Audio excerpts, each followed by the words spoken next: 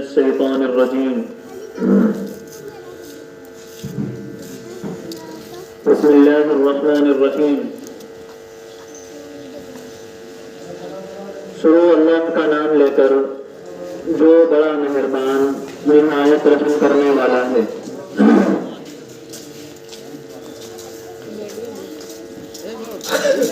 اس میں تو بنیں گے سمیر بنے گا اس وقت کیا کیا کیا کیا ویڈیو بنا دے. مدرسے کے میدان میں، مدرسے کے صحن میں، مدرسے میں تشریف لائے ہیں وہ 26 جنوری یوم جمہوریہ کے تعلق سے تشریف لائے ہیں. ہمارے اور آپ کے بچوں کو، ہماری اور آپ کی سنتان کو، ہماری اور آپ کی نسلوں کو یہ پتہ ہونا چاہیے کہ ہم 26 جنوری کیوں مناتے ہیں. ہمارے پوروج، ہمارے آباء و اجداد، ہمارے باپ دادا اور ہمارے اکابرین نے، ہمارے بزرگان دین نے 26 جنوری کیوں منایا تھا، یا پھر اسی طریقے سے 15 اگست کیوں منایا تھا. 15 اگست میں کیا ہوا تھا، 26 جنوری میں کس چیز کو لاگو کیا تھا، کس چیز کی استھاپنا کی گئی تھی، کس چیز کی شروعات کی گئی تھی، اس کے بارے میں آپ لوگوں کو اور آپ کے بچوں کو، آپ کے نونہالوں کو پتہ ہونا چاہیے.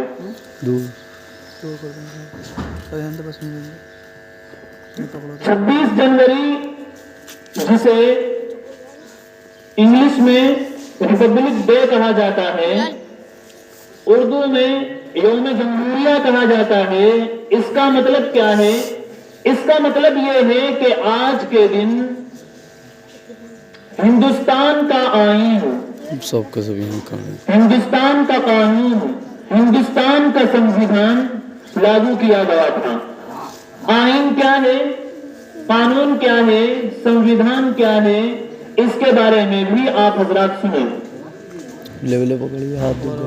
آئین یعنی ہر ایک مذہب کے ماننے والے کو، ہر ایک دھرم کے ماننے والے کو اس کو اپنے دھرم پر عمل کرنے میں، اس کو اپنے مذہب پر عمل کرنے میں پوری کی پوری آزادی ہمارا سنویدھان، ہمارا آئین، ہمارا دستور دیتا ہے. اسی کا نام کیا ہے؟ یوم جمہوریہ. بچے ادھر دیکھیں میری طرف. پتا ہونا چاہیے آپ لوگوں کو کہ ہم 26 جنوری منا کیوں رہے ہیں. ہاتھوں میں جھنڈا لے رکھا ہے، اس کا مطلب کیا ہے؟ یا پھر سینے پہ جو ہم نے ایک نشانی لگا رکھی ہے، ایک علامت ترنگے کے نام پر چپکا رکھی ہے، پسپا لگا رکھی ہے، اس کا مطلب کیا ہے؟ یا پھر ہم نے اپنے ہاتھوں میں ایک دھاگا سا اور ایک گدی کا کڑا نما جو پہن رکھا ہے، اس کا مطلب کیا ہے؟ ترنگے میں 3 رنگ ہیں. سب سے اوپر ہے اورنج، لال. اس کا مطلب ہے قربانی، کہ ہمارے بزرگوں نے، ہمارے آباء و اجداد نے اور ہمارے بڑوں نے اس ملک کو انگریز جیسی ناپاک طاقت سے آزاد کرانے کے لیے اپنا خون بہایا تھا، جس میں ہمارے ہندو بھائی بھی شامل تھے، جس میں ہمارے سکھ بھائی بھی شامل تھے، جس میں ہمارے مسلمان بھائی اکثریت میں شامل تھے، اکثریت میں شامل تھے. اور اس کی ایک نظیر، ایک دلیل، ایک علامت دلی کے انڈیا گیٹ پر لکھی ہوئی ہے، جس میں بہت سارے مسلمانوں کے نام لکھے ہوئے ہیں. آزادی میں اور اس ملک کو آزاد کرانے میں، اس ملک کو انگریز کی ناپاک طاقت سے چھٹکارا دلانے میں ہر ایک مذہب والے کا یوگدان اور سہیوگ رہا ہے۔ لیکن سب سے زیادہ اگر کسی نے یوگدان پیش کیا ہے، سب سے زیادہ اگر کسی نے قربانی پیش کی ہے تو وہ ہمارے علماء کی اور خاص کر علماء دیوبند کی ہے۔ خاص کر کس کی ہے؟ علماء دیوبند کی۔ علماء دیوبند سے پہلے ہمارے ایک بزرگوں میں ایک نام آتا ہے جن کا نام ہے حضرت شاہ عبدالعزیز محدث دہلوی رحمت اللہ علیہ۔ دلی کے لال قلعے سے کچھ دور مہندیان قبرستان ہے ایک، وہاں پر حضرت کی قبر ہے، وہاں پر حضرت مدفون ہے۔ حضرت کی اتنی لمبی سوچ تھی کہ جب حضرت کو یہ لگا کہ اب اس ملک میں مسلمانوں کے ساتھ ساتھ غیر مسلموں کا، چاہے وہ ہندو برادری سے تعلق رکھنے والا ہو، چاہے وہ کرسچن برادری سے، کرسچن مذہب سے تعلق رکھنے والا ہو، چاہے وہ سکھ سماج سے تعلق رکھنے والا ہو، ہر ایک مذہب پر، ہر ایک دھرم اور ہر ایک شریعت کے اوپر انگریز اپنا پنجہ جما رہا ہے۔ اور اس ملک میں انگریز کی اجازت کے بغیر سانس لینا بھی دشوار ہوتا جا رہا تھا۔ تب حضرت نے فتویٰ دیا۔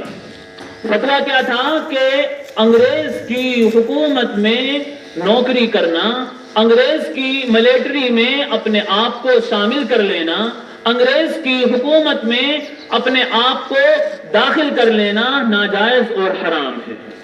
کیا کہا؟ کہ انگریز کی حکومت میں اپنے آپ کو شامل کر لینا یا پھر اس کی فوج میں خود کو شامل کر لینا کیا ہے؟ ناجائز اور حرام ہے۔ یہ فتویٰ آگ کی طرح پورے ملک میں، پوری انڈیا اور پورے بھارت میں پھیل گیا۔ پھیلنے کے بعد انگریز کو لگا کہ اب اس ملک میں ہمارا اور ہمارے بھائیوں یعنی جو دوسرے انگریز تھے اس کا جو منصوبہ تھا، اس کی جو سازشیں تھیں، ہر ایک سماج کے خلاف، چاہے وہ ہندو مذہب سے تعلق رکھنے والا ہو، چاہے وہ مسلمان مذہب سے تعلق رکھنے والا ہو، چاہے وہ سکھ سماج سے تعلق رکھنے والا ہو، ہر ایک مذہب پر اب ہمارا شکنجا، اب ہمارا پنجہ اس طرح کی طاقت نہیں رکھتا۔ جب حضرت نے یہ فتویٰ دیا تھا تو انگریز نے طرح طرح سے کوششیں کی اور ایک ایک دن میں 80 علماء کو تختہ دار پر لٹکا دیا گیا تھا۔ کتنے؟ ایک ایک دن میں 80 علماء کو۔ شاملی کا میدان جو مظفر نگر کے آس پاس ایک ضلع یا قصبہ ہے، وہاں پر علماء کی جنگ ہوئی۔ اسی طریقے سے پنجاب کے سرہند میں بھی جنگ ہوئی، اسی طریقے سے سہارنپور ہے، اسی طریقے سے تھانہ بھون ہے۔ یہ جو سرزمین آپ کو، یہ جو یو پی ویسٹ میں جتنی بھی آپ کو یہ قصبے اور دیہات نظر آتے ہیں، ان میں کے بڑے بڑے علماء نے اپنے ساتھ بڑے بڑے ہندو برادری اور ہندو سماج کے ماننے والوں کو اپنے ساتھ لیا اور انگریز سے لوہا لیا۔ انگریز سے لوہا لیا یعنی لوہا لیا کا مطلب اس کے سامنے کھڑے ہو گئے کہ اگر تجھے اس ملک پر حکومت کرنی ہے تو تجھے میری لاش پر سے گزرنا پڑے گا۔ تو کل ملا کر جس طرح ہمارے بزرگوں نے، ہمارے علماء نے اور ہمارے آباء و اجداد نے، ہمارے پوروجوں نے قربانیاں دی تھیں، اسی طرح اگر اب حالات بنتے ہیں، اس طرح کے اگر اب حالات بنتے ہیں تو ہم سب کو بھی اسی طرح کی قربانی دینی پڑے گی اگر اس ملک میں رہنا ہے۔ یہ ملک سیکولر ہے، یہ ملک سب کا ہے اور اس ملک میں اپنے مذہب پر عمل کرنے میں ہر ایک برادری کو اور ہر ایک سماج کو پورا حق ہے۔ مسلمان اپنی مسجد پر اور اپنے مدرسے پر عمل کرنے میں کسی اور سے مشورہ نہیں کرے گا۔ اسی طرح ہمارے ہندو بھائی وہ اپنی پوجا پاٹ میں کسی طرح کا جو ان کا دھرم ان کو اجازت دیتا ہے، جو ان کا دھرم ان کو حق دیتا ہے اس حق کو اس مرضی اور منشا کو سامنے رکھتے ہوئے وہ اپنے مندروں میں پوجا پاٹ کریں گے. اور اسی طریقے سے کرسچن سماج, اسی طریقے سے سکھ سماج وہ اپنے گردوارے میں اور کرسچن سماج اپنے گرجا گھر میں پورا عمل کرنے کی اور اس پر جو ان کا دھرم ان کو اجازت دیتا ہے اس پر عمل کرنے کی پوری کوشش کر رہے ہیں اور کرتے رہیں گے. یہ ہے سیکولر کا مطلب, یہ ہے یوم جمہوریہ. اور اس کو جس نے لاگو کیا تھا اس میں ہمارے ہندو سماج کے بھی بڑے موجود تھے, سکھ سماج کے بھی بڑے موجود تھے اور ہمارے مسلمان دھرم کے بھی بڑے لوگ موجود تھے. لیکن رائٹر جو تھے بابا بھیم راؤ امبیڈکر تھے. کون تھے؟ بابا بھیم راؤ امبیڈکر. یہ نام بھی آپ لوگوں کو یاد ہونا چاہیے, آپ بچوں کو یہ نام بھی یاد ہونا چاہیے کہ اس دن کیا کیا گیا تھا. اس دن ہندوستان کے آئین کو, ہندوستان کے قوانین اور نیم کو, قاعدے قانون کو نافذ کیا گیا تھا. 15 اگست 1947 میں اس ملک کو انگریز کے ناپاک قبضے اور تسلط سے آزاد کیا گیا تھا. 26 جنوری 1950 میں ہندوستان کے قانون کو لاگو کر دیا گیا تھا اور نافذ کر دیا گیا. یہ ہے مختصر سی آپ حضرات کے سامنے اس ملک کی تاریخ اور اس ملک کا, ہمارے بھارت کا اتہاس. اب آپ حضرات میں سے, بچیوں میں سے یا بچوں میں سے جو بھی نعت وغیرہ یا پھر ترانہ یا پھر جو جس نے یاد کیا ہو وہ اپنی خوشی سے, اپنی مرضی سے آ کر پیش کرے. آ جاؤ.